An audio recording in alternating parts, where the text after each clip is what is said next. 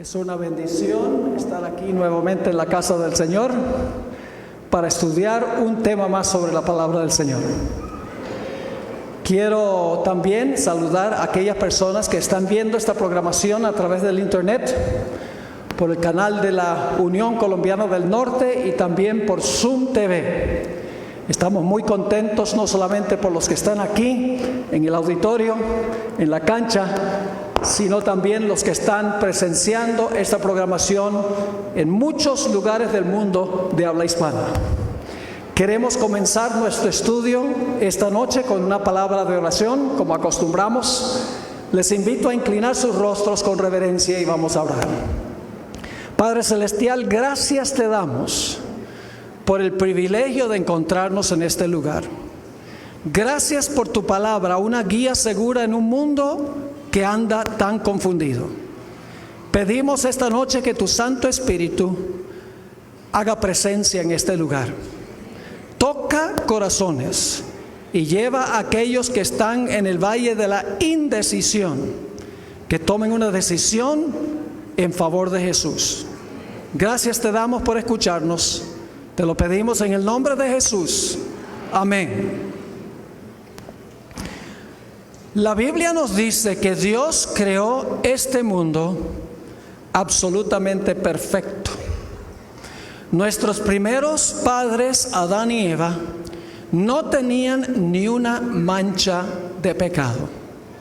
El plan de Dios era que nuestros padres y sus descendientes continuaran viviendo por los siglos sin fin. Pero en el huerto del Edén Dios colocó un árbol. Se conoce como el árbol de la ciencia del bien y del mal. Y Dios le instruyó a nuestros primeros padres que no desobedecieran el mandato de Dios y comieran de ese árbol. Porque si comían de ese árbol, iban a pecar. Y la consecuencia del pecado sería la muerte. Todos sabemos que no solo pecaron nuestros padres, nuestros primeros padres, sino que la Biblia dice que todos han pecado y están destituidos de la gloria de Dios. No hay justo ni aun uno.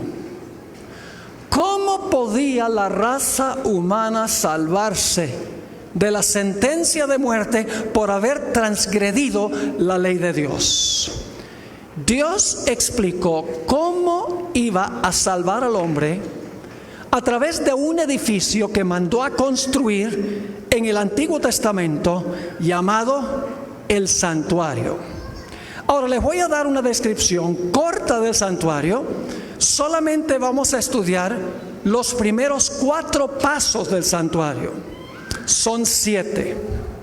En primer lugar, tenemos el campamento a donde vivían los pecadores. Jesús vino a vivir entre nosotros en nuestro campamento.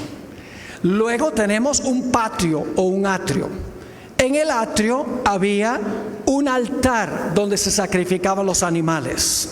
Ese altar representa la muerte de Cristo Jesús. Luego tenemos en el atrio también una fuente o un lavacro que representa, vamos a encontrar la resurrección de Cristo Jesús. Luego tenemos el santuario en sí. El primer apartamento se llamaba el lugar santo, y allí estaba el altar de incienso, el candelabro de 7 brazos y una mesa con 12 panes de la presencia de Dios. Luego entonces entraba uno detrás de un velo al lugar santísimo, a donde se encontraba el arca del pacto, y dentro del arca del pacto la santa ley de Dios, los 10 mandamientos.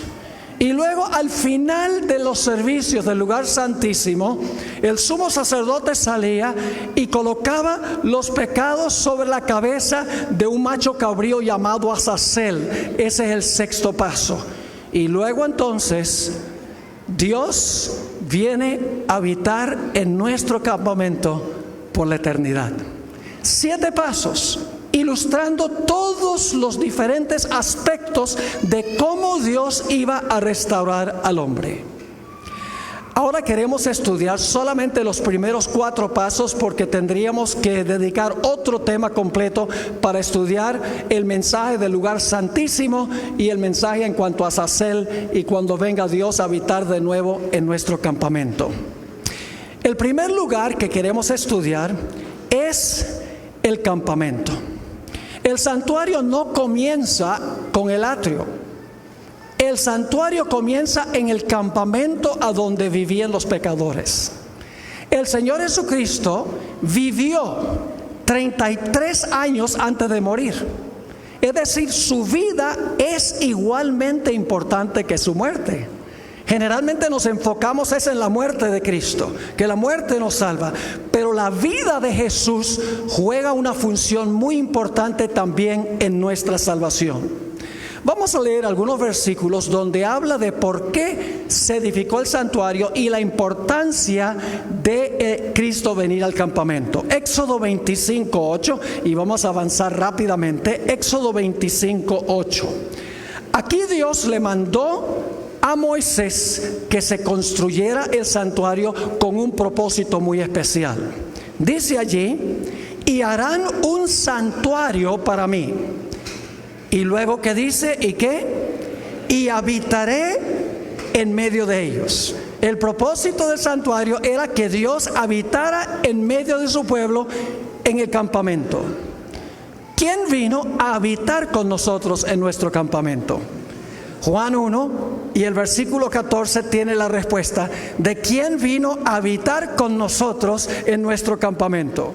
Dice allí, en este texto muy bien conocido, Juan 1:14, y aquel verbo fue hecho carne, es decir, se hizo ser humano. Y luego, ¿qué hizo? ¿Y qué? Y habitó entre nosotros. Y vimos su gloria, gloria como del unigénito del Padre, lleno de gracia y de verdad.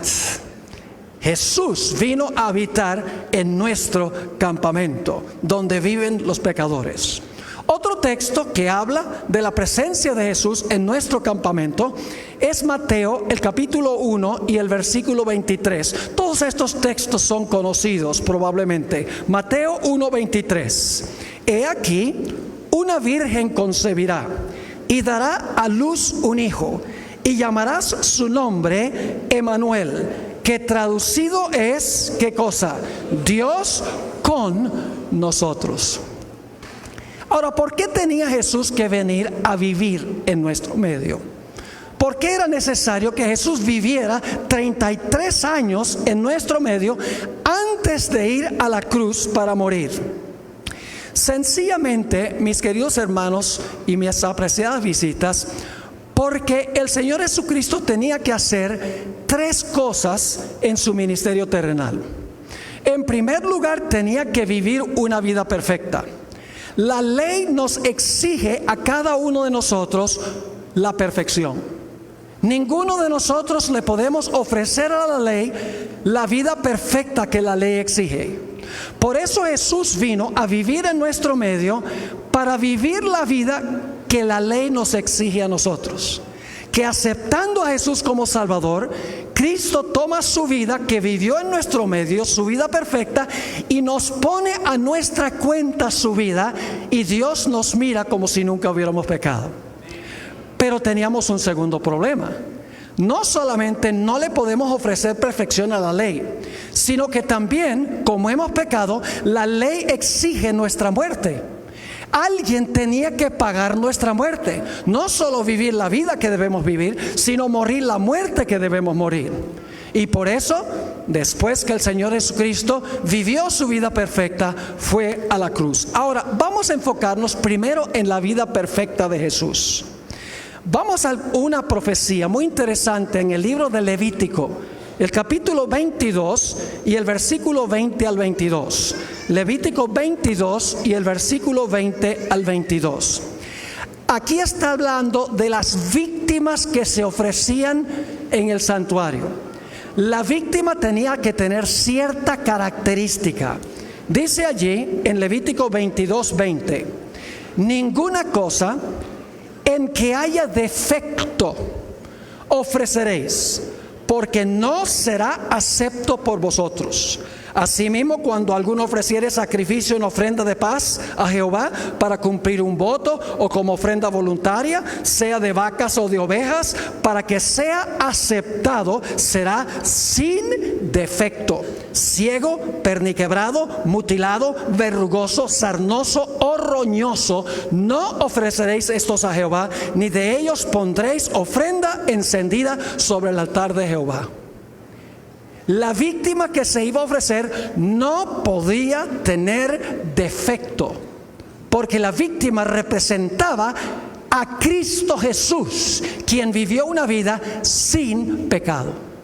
Pero no solamente se exigía una víctima sin defecto, también se exigía un sacerdote sin defecto físico. Vamos a Levítico 21, el capítulo anterior, Levítico 21 y el versículo 17 al 21. Levítico 21, 17 al 21, a donde está hablando del sacerdote que tampoco podía tener defecto. Y no estamos hablando de defecto moral, estamos hablando de defecto físico, que en realidad representa la perfección moral de Jesús. Dice allí en el versículo 17, habla a Aarón y dile: ninguno de tus descendientes por sus generaciones que tenga algún defecto se acercará para ofrecer el pan de su Dios, porque ningún varón en el cual haya defecto se acercará. Varón ciego o cojo o mutilado o sobrado, o varón que tenga quebradura de pie o rotura de mano, o jorobado o enano, o que tenga nube en el ojo, o que tenga sarna o empeine o testículo magullado. Ningún varón de la descendencia del sacerdote Aarón en el cual haya defecto se acercará para ofrecer las ofrendas encendidas para Jehová. Hay defecto en él, no se acercará a ofrecer el pan de su Dios. La víctima no podía tener defecto, y el sacerdote que ofrecía a la víctima tampoco podía tener defecto. Notemos también otro texto a donde se juntan las ideas del cordero sin defecto que luego se sacrificaba. Éxodo 12, 5 y 6 está hablando del cordero pascual. Ahora, generalmente nos enfocamos en la muerte del cordero pascual, pero hay algo importante en cuanto al cordero pascual antes que fuera sacrificado. Dice en Éxodo 12, 5 y 6, en cuanto al cordero: el animal será, ¿qué cosa? Sin defecto, macho de 1 año. Lo tomaréis de las ovejas o de las cabras, y lo guardaréis hasta el día 14 de este mes. Y luego, ¿qué se hacía con el cordero que no tenía defecto? Dice: y lo inmolará toda la congregación del pueblo de Israel entre las 2 tardes. Ahora, ¿por qué razón no podía tener la víctima defecto ni el sacerdote defecto? Sencillamente porque la víctima y el sacerdote representaban a Cristo Jesús. Porque Jesús era el sacerdote que ofreció su propio sacrificio. En el Antiguo Testamento se necesitaba un sacerdote que ofreciera un sacrificio, pero Jesús es el sacerdote que ofrece su propio sacrificio. Dice en el libro de Hebreos: se ofreció a sí mismo. Vamos a Primera de Pedro, el capítulo 1 y el versículo 18 al 20.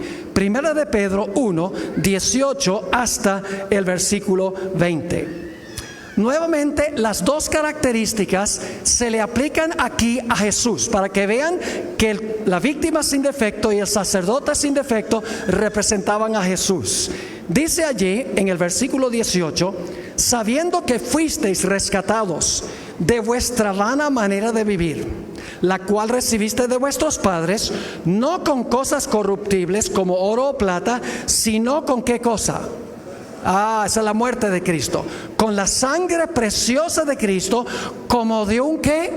Cordero sin mancha y sin contaminación, ya destinado desde antes de la fundación del mundo, pero manifestado en los postreros tiempos por amor de vosotros. ¿Qué representaba la víctima sin defecto y el sacerdote sin defecto? Representaba a Cristo Jesús. Escuchen bien. El cordero sin defecto representaba la vida perfecta de Cristo. La muerte del Cordero representaba la muerte de Cristo. Ahora quiero que notemos lo que dice la Biblia en cuanto a la vida perfecta de Jesús, el aspecto de que el Cordero no tuvo defecto. Hebreos 4 y el versículo 14 y 15, Hebreos 4 y el versículo 14 y 15 nos explica qué vida vivió Jesús. Dice en este texto muy bien conocido: por tanto, teniendo un gran sumo sacerdote que traspasó los cielos, Jesús el Hijo de Dios, retengamos nuestra profesión, porque no tenemos un sumo sacerdote que no pueda compadecerse de nuestras debilidades, sino uno que fue tentado, ¿en cuánto? Tentado en todo, según nuestra semejanza, pero sin pecado. Por eso es el Cordero sin mancha. Por eso es el sacerdote sin mancha. Noten Hebreos 7 y el versículo 25.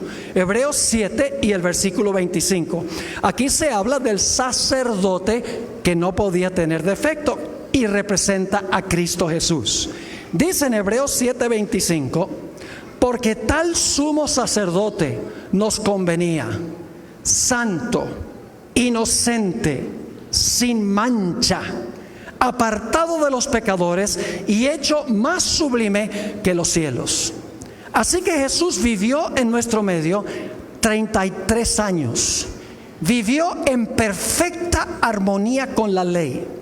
Nunca cometió un solo pecado. Tejió un manto de perfecta justicia para ofrecerle a cada ser humano en el mundo. Jesús vivió la vida que nosotros debemos vivir y nos ofrece a nosotros esa vida, y cuando la recibimos somos aceptos ante el Padre en el amado, porque el Padre acepta la vida justa de Jesús en vez de nuestra vida injusta. Su vida fue supremamente importante. Ahora hablemos en cuanto al segundo aspecto del santuario, en el atrio, el altar del sacrificio. Como les mencioné, nosotros tenemos dos problemas. En primer lugar, no tenemos una vida perfecta para ofrecerle a la ley. Y por eso la ley dice: como tú no me ofreces una vida perfecta sin pecado, tú tienes que morir. Ahora, Dios tenía que conseguir una forma en que podía salvarnos sin que nosotros tuviéramos que morir.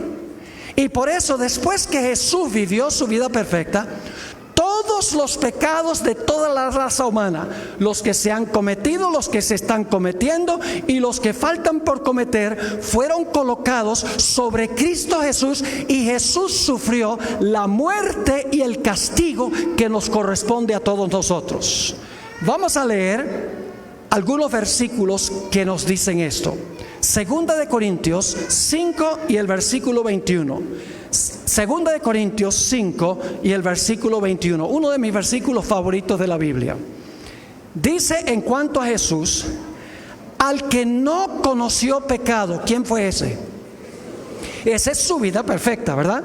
Al que no conoció pecado. Ahora escuchen: por nosotros, ¿qué pasó? Lo hizo pecado. Es decir, los pecados nuestros fueron colocados sobre Él. ¿Con qué propósito? Porque, como dice aquí, el que no conoció pecado, todos los pecados son colocados sobre Él. La última parte del versículo dice: para que nosotros fuésemos hechos justicia de Dios en Él. Para que nosotros pudiésemos ser reconocidos como justos por la vida perfecta y la muerte de Cristo Jesús. Noten Gálatas 3 y el versículo 13, la misma lección. ¿Cómo es que nos salva Jesús? ¿Cómo nos salva de la muerte? Nos salva de la muerte tomando sobre sí mismo la muerte que nosotros merecemos. Dice ahí en Gálatas 3 y el versículo 13: Cristo nos redimió de la maldición de la ley. ¿Y saben lo que dicen algunos? La ley es mala porque la ley nos maldice. La ley no es mala porque nos maldice. Nos maldice porque nosotros somos malos. Cuando usted se come un semáforo en rojo, usted está bajo la ley. Y claro, la culpa la tiene el semáforo. La culpa la tengo yo. no la tiene el semáforo. De nada vale romper el semáforo. Es decir, Cristo nos redimió de la maldición de la ley, nos maldice porque hemos pecado. ¿Y cómo lo hizo? Hecho por nosotros, ¿qué cosa? Maldición. Él tomó sobre sí mismo la maldición que nos merecemos nosotros.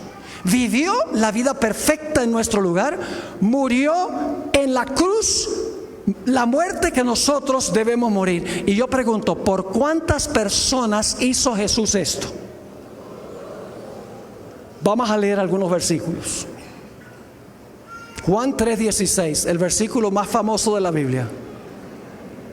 Y vamos a leer solo la primera mitad del versículo. Y después volvemos a la segunda mitad. ¿Lo pueden repetir conmigo? Porque de tal manera amó Dios al mundo, que ha dado a su Hijo unigénito. Paren.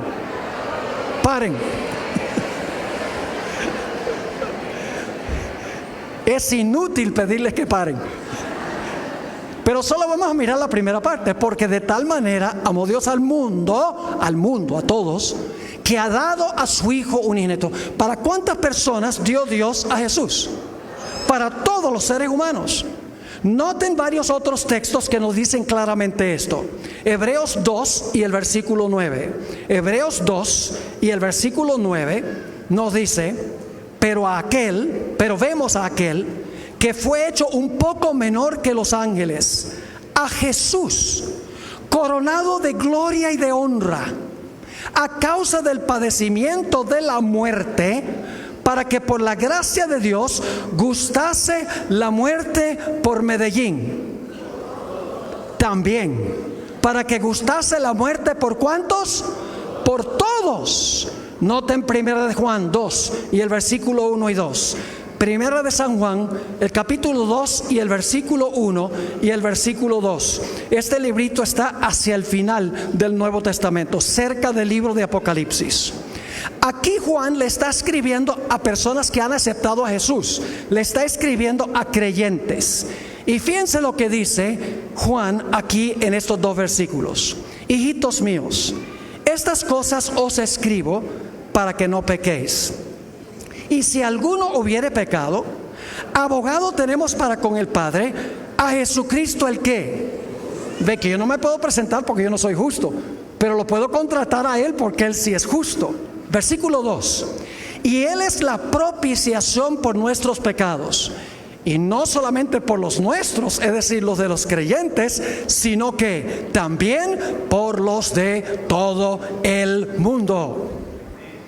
¿Por cuántas personas vivió Jesús? Todos.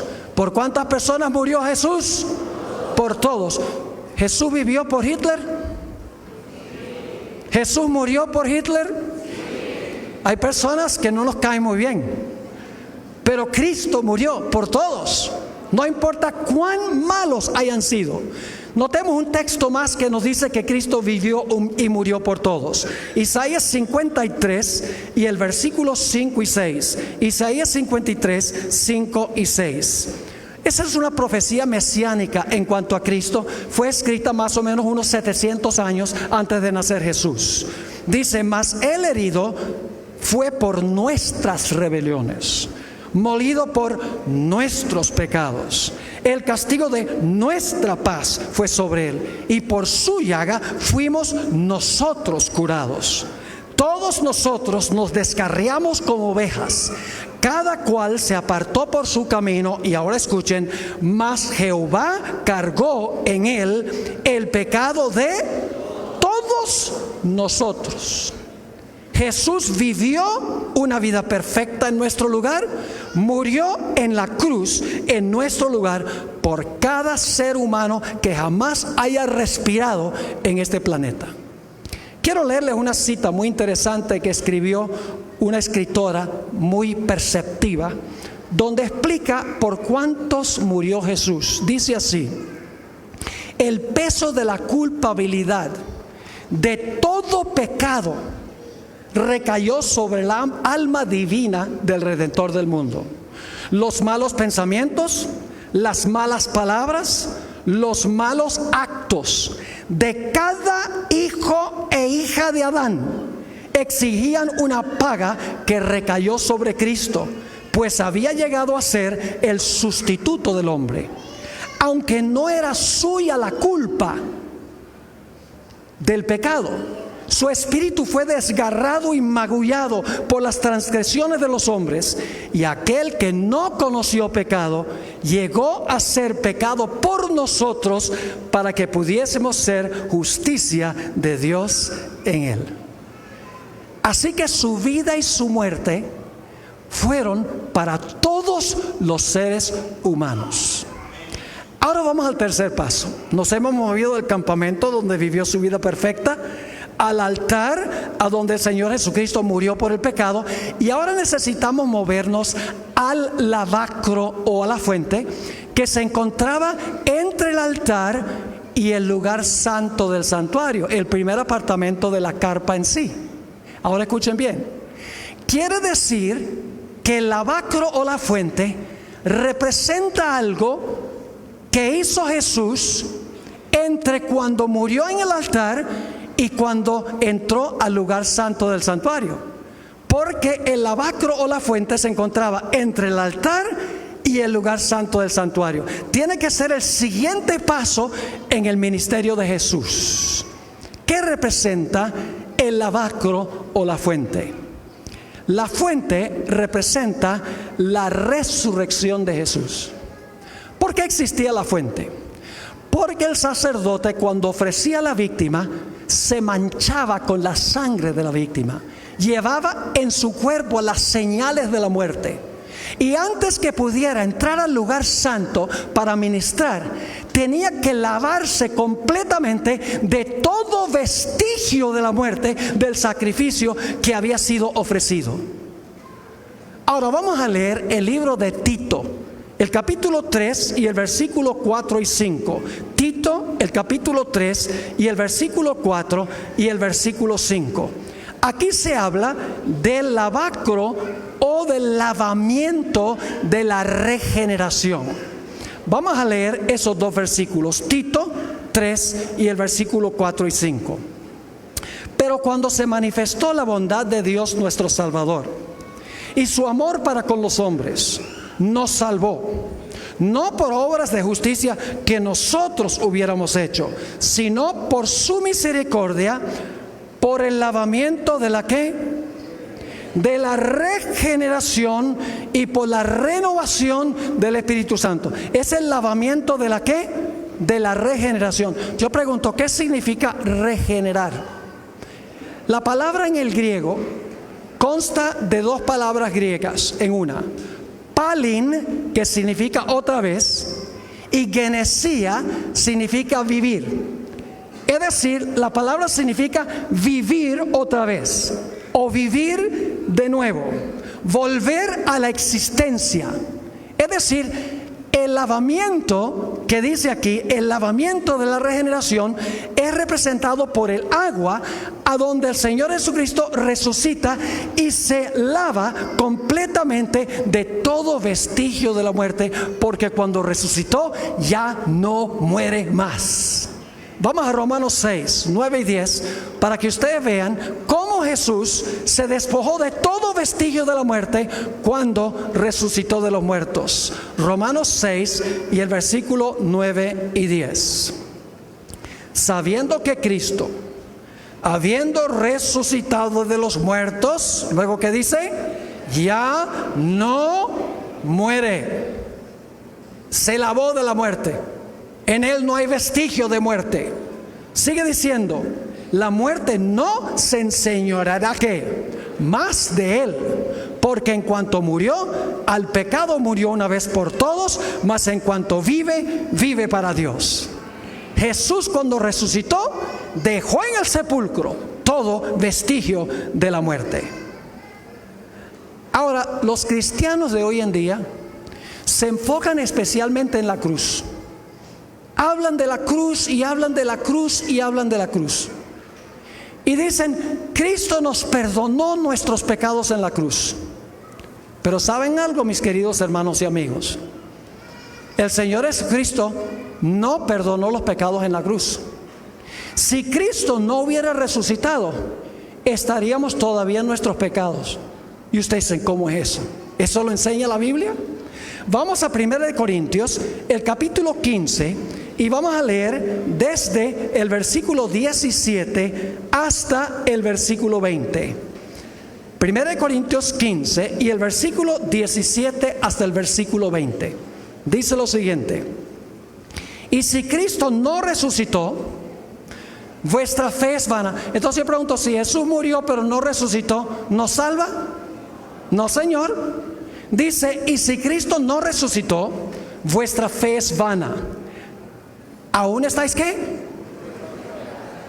Entonces no los perdonó en la cruz, porque si no resucita estamos aún en nuestros pecados. ¿Lo están entendiendo o no? Así que sigue diciendo, aún estáis en vuestros pecados. Entonces también los que durmieron en Cristo perecieron. Si Jesús no resucita, los que murieron perecieron, y los que están vivos perecieron también. Y vamos a ver por qué. Dice el apóstol Pablo en el versículo 19: si en esta vida solamente esperamos en Cristo, somos los más dignos de conmiseración de todos los hombres. Mas ahora Cristo ha resucitado de los muertos, primicias de los que durmieron es hecho. Pregunto, ¿por qué fue necesario que Jesús resucitara? Porque Él tenía que entrar al lugar santo para interceder. Y un Salvador muerto no puede interceder.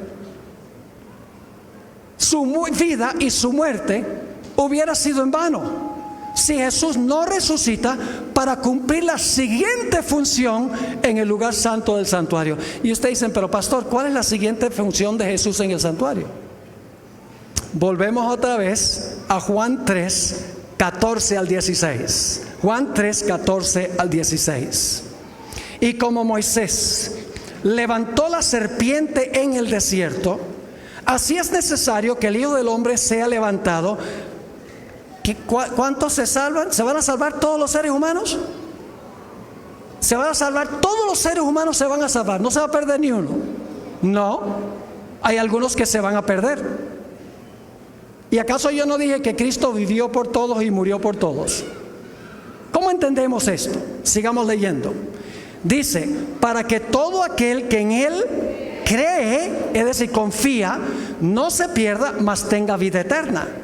Porque de tal manera amó Dios al mundo, lo hizo por todo el mundo, que ha dado a su Hijo unigénito para todo el mundo. Pero luego dice, para que todo aquel que en Él cree no se pierda, mas tenga vida eterna. Y cuando dice el que cree en Él, no es creer como el diablo, porque el diablo también cree que Cristo vivió y murió y tiembla, dice la Sagrada Escritura, pero lo sabe solamente en la cabeza. La palabra creer aquí significa confiar en Jesús como Salvador personal. Ahora déjenme darles una ilustración para que puedan entender. Cuando el Señor Jesucristo vivió su vida perfecta y murió en la cruz del Calvario, Él compró para todos los seres humanos un regalo. El regalo de la salvación. Lo compró para todos los seres humanos. Yo pregunto, ¿cuánto paga el que recibe el regalo? Nada. ¿Quién es el que paga el regalo? El que lo compra. Jesús compró el regalo de la salvación por su vida y su muerte para todos los seres humanos. Pero yo les pregunto algo. ¿Una persona tiene la opción de aceptar o rechazar un regalo? Si lo rechaza, de nada le beneficia. Yo les cuento una historia de cuando yo estuve aquí en el colegio estudiando. Había un profesor que estaba enamorado de una gringa que vino a servir aquí un año en el colegio. Locamente enamorado de ella. Y le llevaba regalos y esta mujer lo que hacía era tirarle la puerta en la cara. No quería nada que ver con los regalos. Compró esos regalos, muchos de ellos, pero fueron rechazados. El Señor Jesucristo compró el regalo para todo ser humano, pero si nosotros no lo recibimos, de nada nos sirve. Y lo recibimos cuando creemos o confiamos en Jesús como nuestro Salvador personal. Déjenme darles otra ilustración para que puedan entender. Quiero que se imaginen el dueño de un banco. Este dueño de este banco es movido a misericordia, porque él dice: estos pobres seres humanos están tan endeudados, no pueden dormir, están angustiados, deben para el automóvil, deben la hipoteca, deben las tarjetas de crédito, deben tanto dinero, no pueden ni dormir, están tan angustiados. Y yo estoy completamente triste al verlos así. Así que yo voy a hacer algo. Este es un multicuatrillonario, tiene recursos sin límites. Y él dice: yo lo que voy a hacer es voy a depositar suficiente dinero en un banco para pagar todas las deudas de todos los seres humanos. La hipoteca, las tarjetas de crédito, los préstamos educativos, los almacenes por departamento, las cuotas de los automóviles. Hay suficiente capital en el banco para pagar todas las deudas de todos los seres humanos. ¿De qué valdría que él depositara el dinero en el banco si nadie lo sabe que está disponible? Así que él ahora usa todos los medios de comunicación, usa palabra de boca, televisión, radio, internet, teléfono, la prensa, Facebook, Twitter, WhatsApp, para anunciarle al mundo que hay un banco donde hay suficiente capital para pagar todas las deudas de todos los seres humanos. El capital está allí, pero hay una condición. Y es que los deudores tienen que arrepentirse de haberse endeudado. Y tienen que confesar que hicieron mal en endeudarse. Y tienen que venir al banco confiados de que cuando el individuo dice que hay suficiente capital, que si lo reclaman, él va a ponerles el capital a su cuenta. ¿Cuántas personas creen ustedes que aprovecharían esa oportunidad? Yo creo que había una cola que daría varias vueltas al mundo. Pero escuchen bien, Jesús por su vida y su muerte depositó suficiente capital en el banco del universo para pagar la deuda de cada ser humano. Pero nosotros tenemos que arrepentirnos de habernos endeudado. Tenemos que confesar que hicimos mal en endeudarnos. Tenemos que confiar que el capital está allí y tenemos que reclamarlo. Y entonces Jesús toma el capital, nos lo pone a nuestra cuenta y Dios nos mira como si nunca hubiéramos pecado. Así que Juan 3:16 sí dice: porque de tal manera amó Dios al mundo que ha dado a su Hijo unigénito. Pero luego dice: para que todo aquel que cree, que se arrepiente, que confiesa su pecado, que confía en Jesús, no se pierda, mas tenga vida eterna. En el libro devocional Hijos e Hijas de Dios, página 24, encontramos esta linda cita. Esta ilustración del banco no la inventé yo, la conseguí en esta matutina. Escuchen lo que dice: Cristo se ha comprometido a ser nuestro sustituto y garante, y no pasa por alto a nadie. Hay un fondo inagotable de obediencia perfecta que proviene de su obediencia. Hay un fondo inagotable de obediencia que Jesús depositó en el banco celestial. Sigue diciendo: en el cielo, sus méritos, los de Jesús, su abnegación, su sacrificio propio, se atesoran como incienso que se ofrece juntamente con las oraciones de su pueblo. Cuando las oraciones sinceras y humildes de los pecadores ascienden al trono de Dios, aquí viene la parte más linda. Cristo mezcla con ellas los méritos de su propia vida de perfecta obediencia. Nuestras oraciones resultan fragantes gracias a este incienso. Cristo se ha comprometido a interceder en nuestro favor y el Padre siempre oye a su Hijo. Cuando pecamos, venimos a Jesús, le decimos a Jesús: Señor, estoy triste por lo que hice. Te mandó a la cruz, te causó que clamaras en la cruz: Dios mío, ¿por qué me has desamparado? El pecado es terrible, Señor, perdóname por haber pecado. Pero yo también confío de que Jesús vivió una vida perfecta, murió por el pecado. Quiero reclamar el capital de su vida perfecta y de su muerte por el pecado. Por favor, toma eso y ponlo a mi cuenta. Y cuando lo hago, y vengo al trono de la gracia, el Padre toma el capital de Jesús y me lo pone a mi cuenta, y Dios me mira como si nunca hubiera pecado. ¡Qué linda noticia es esa! Por eso en 1 de Juan 2, 1 y 2, el apóstol Juan, el discípulo amado, escribió: hijitos míos, estas cosas os escribo para que no pequéis. Y si alguno hubiere pecado, abogado tenemos para con el Padre, a Jesucristo el justo. Jesús se puede presentar como el justo. Dice: no lo mires a él que es injusto. Me ha aceptado a mí, acepta mi justicia en lugar de su injusticia. En Hebreos 7 y el versículo 25 dice: por lo cual puede también salvar perpetuamente a los que por él se acercan a Dios, viviendo siempre para interceder por ellos. Ahora, yo mencioné que el Señor Jesucristo no perdonó los pecados en la cruz. Y cuando yo digo eso, mucha gente se sorprende y dice: pero pastor, el Señor Jesucristo no perdonó los pecados en la cruz. No, lo que Jesús hizo fue hacer provisión para perdonar los pecados, depositando el capital en el banco, por así decirlo. Pero hay que reclamar individualmente y personalmente lo que hizo Jesús por nosotros.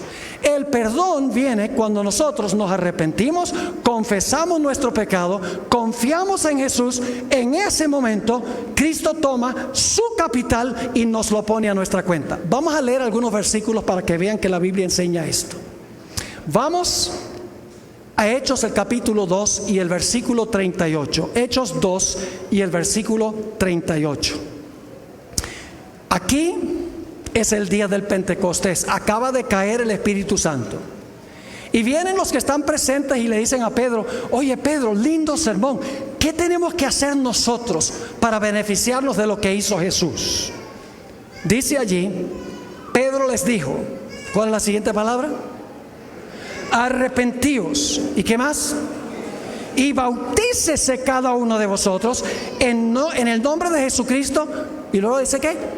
Para perdón de los pecados. ¿Cuándo es que recibimos perdón de los pecados? Cuando nos arrepentimos y ¿qué? Y nos bautizamos, dice aquí. Dice nuevamente: arrepentíos y bautícese cada uno de vosotros en el nombre de Jesucristo para perdón de los pecados. Y luego dice: y recibiréis el don del Espíritu Santo. Ustedes conocen muy bien ese versículo en el libro de Proverbios, donde dice: el que encubre sus pecados no prosperará, mas el que los confiesa y se aparta alcanzará misericordia. También conocen 1 de Juan, el capítulo 1 y el versículo 9.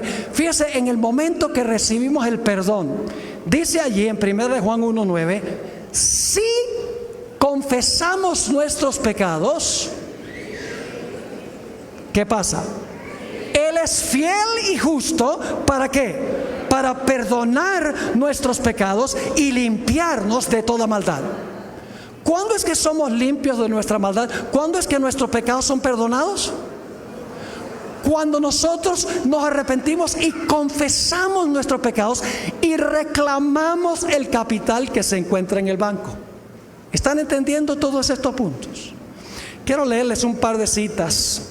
Una de las citas se encuentra en ese libro clásico, Fe y Obras. Dice lo siguiente: es la justicia de Cristo la que hace que el pecador penitente, ¿qué clase de pecador? Penitente significa que está triste por el pecado.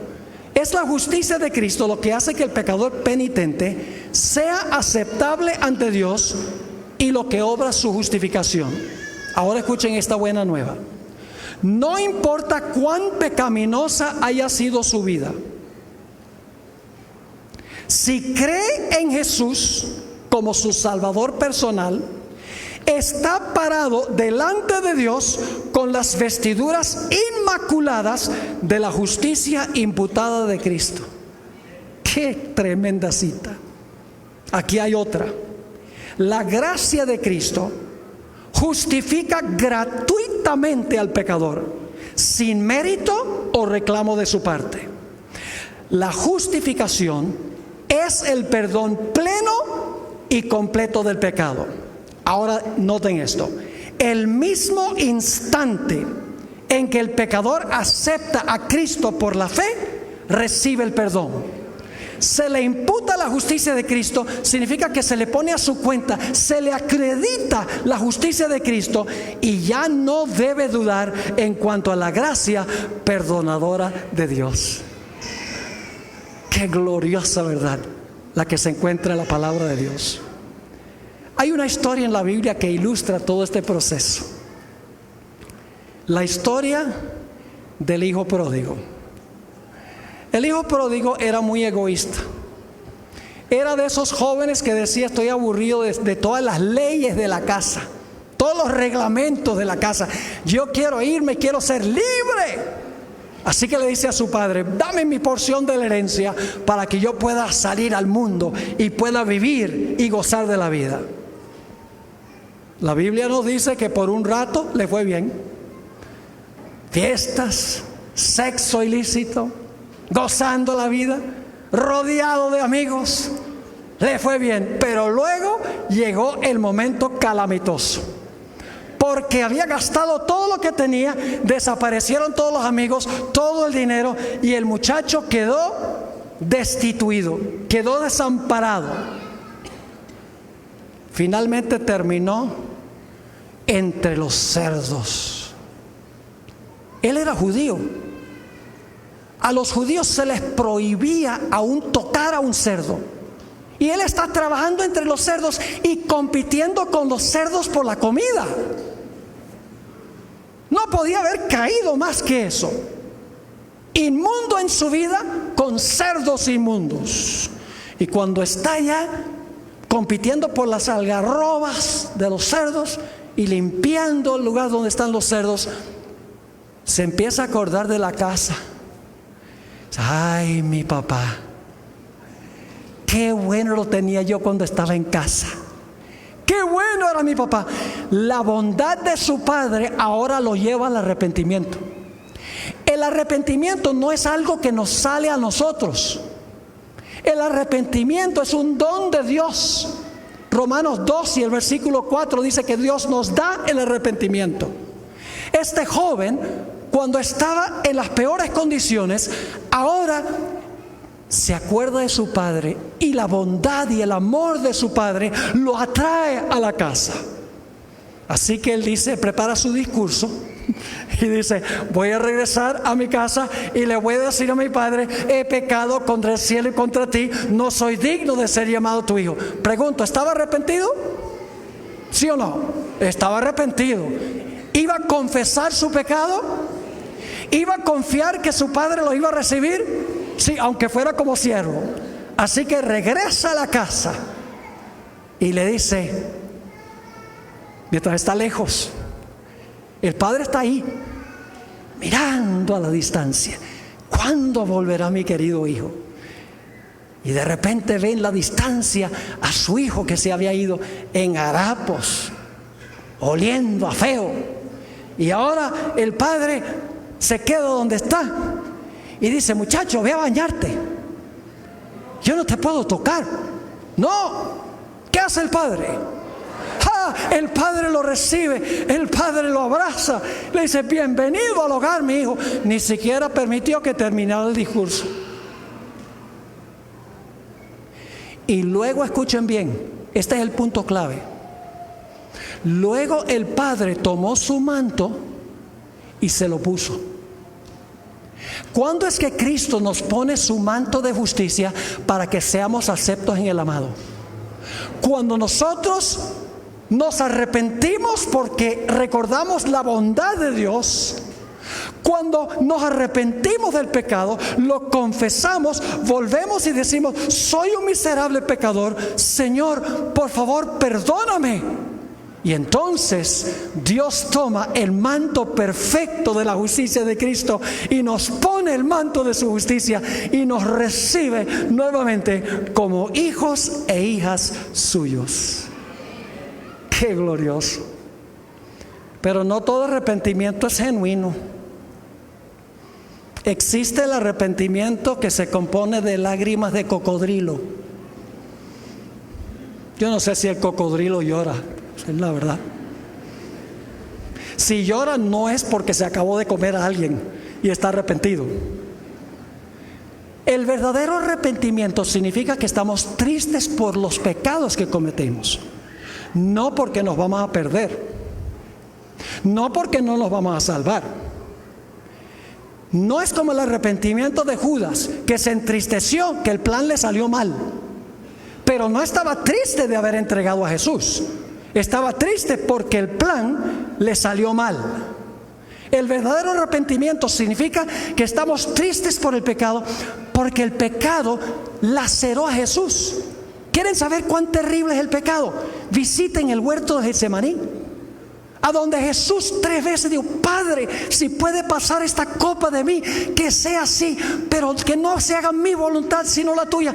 Estoy dispuesto de beber la copa de tu ira en favor del hombre, pero si me pudiera zafar. El pecado llevó a Jesús a clamar en la cruz: Dios mío, ¿por qué me has desamparado?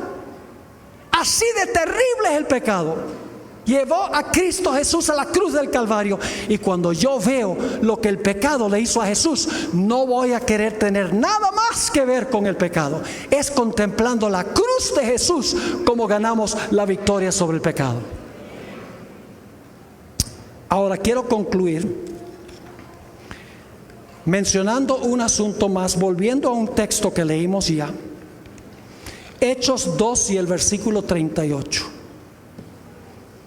Posiblemente aquí tengamos personas esta noche que tienen un gran sentido de culpa, no tienen paz en su vida, han cometido pecados que los agobian, que les molesta la conciencia.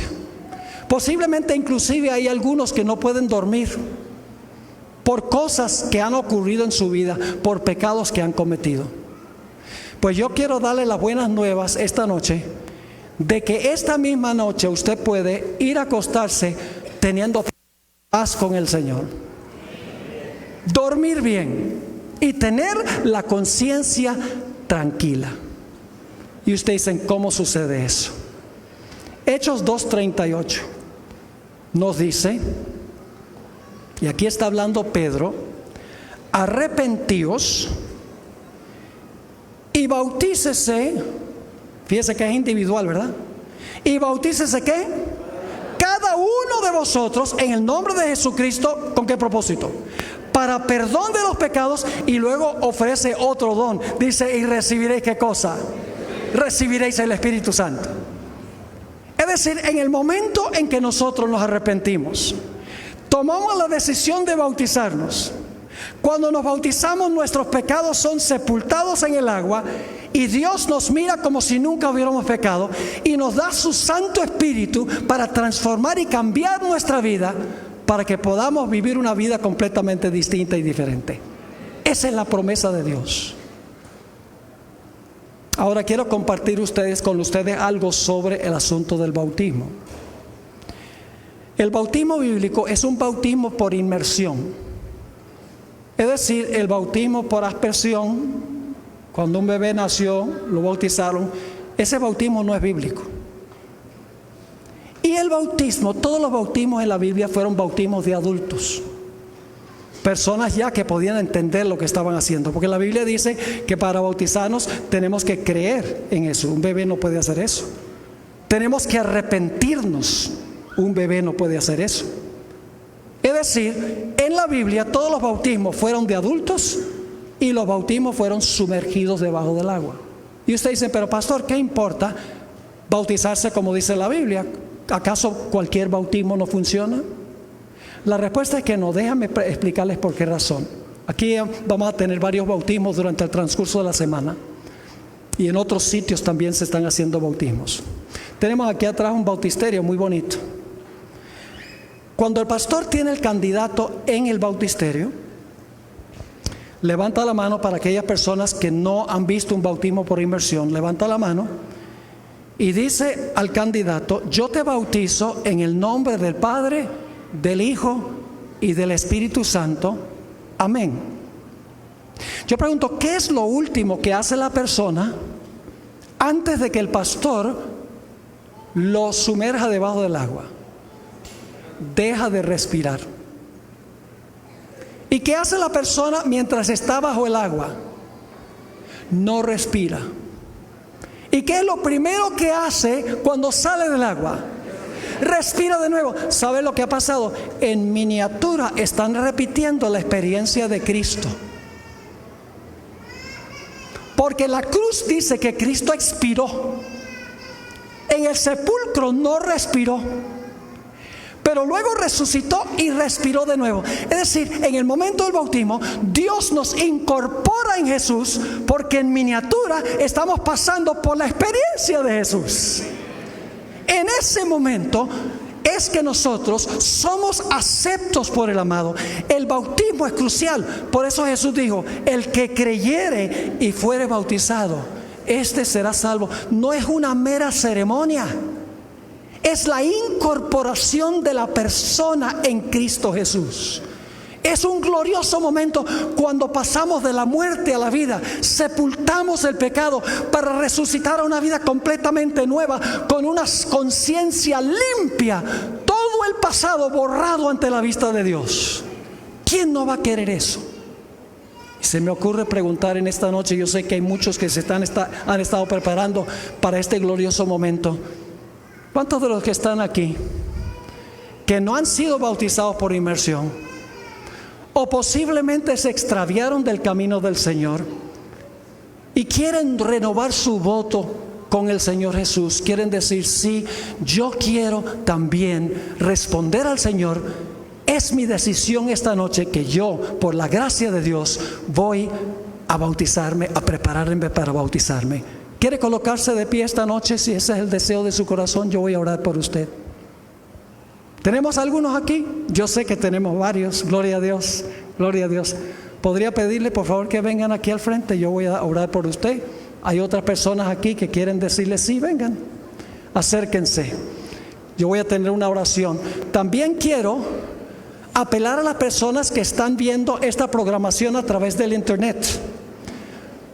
Si van a la página de esperanzaparavivir.org, ustedes van a poder también registrarse para prepararse para este glorioso evento del bautismo. Qué lindo, tenemos un grupo que está respondiendo al llamado del Señor.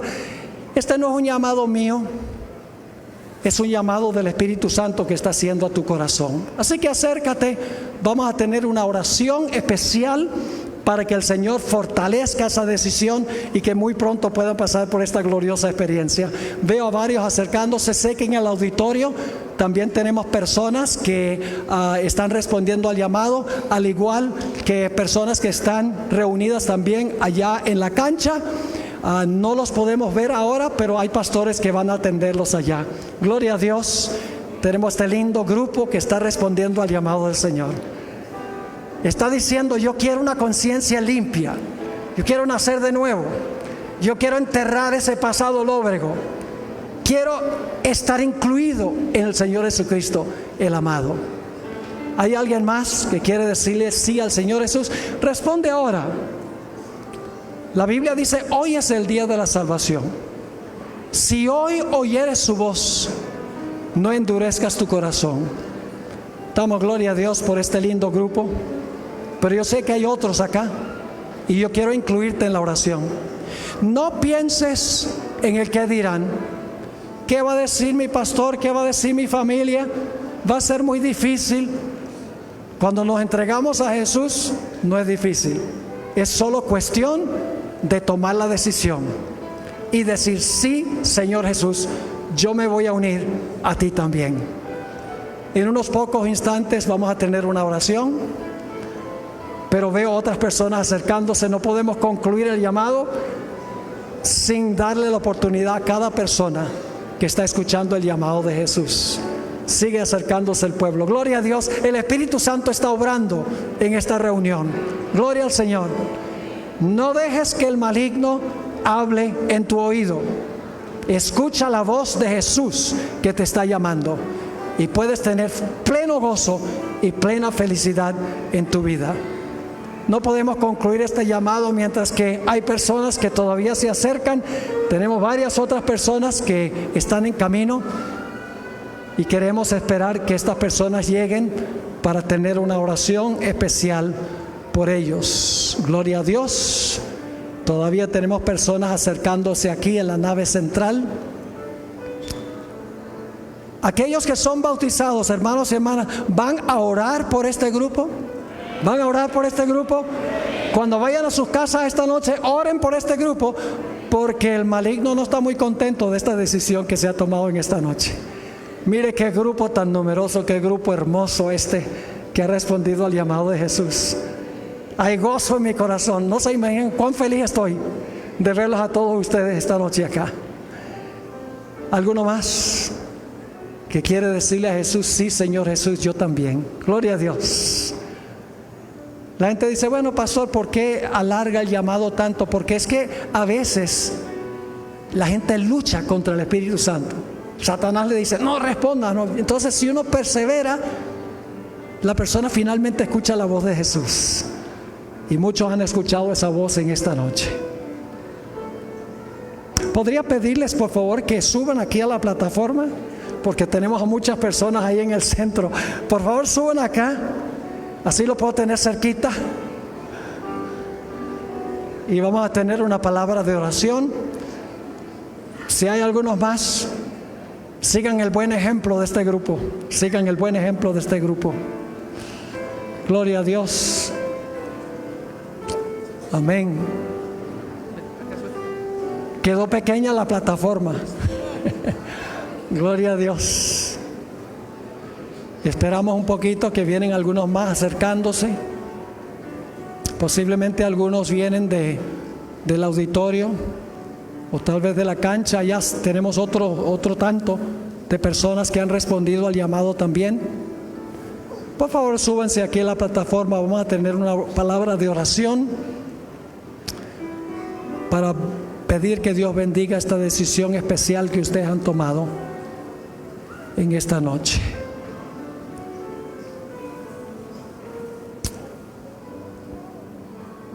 Se está acercando. Ven, acérquense, tenemos algunos más. Es difícil terminar un llamado cuando la gente sigue acercándose. Gloria a Dios. Esperamos que estas dos almas preciosas suban y entonces vamos a tener nuestra oración. Oremos. Padre Celestial, gracias te doy por haber obrado poderosamente a través de tu Santo Espíritu esta noche. No soy yo, es tu palabra, es tu Espíritu Santo. Hemos sentido tu presencia.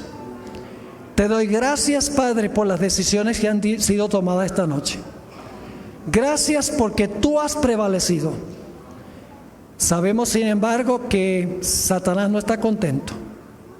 Va a tratar de causar problemas, pero te pido, Señor, que lo mantengas alejado de estas almas preciosas y que muy pronto puedan sellar su pacto con Cristo Jesús a través del glorioso momento del bautismo.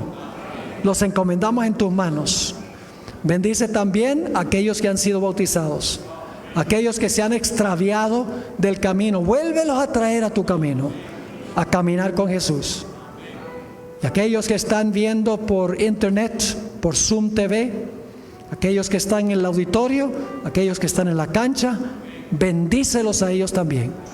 Gracias, Señor, por haber estado con nosotros y por responder nuestra oración, pues te lo imploramos en el nombre precioso, que es sobre todo nombre, el nombre de Jesús.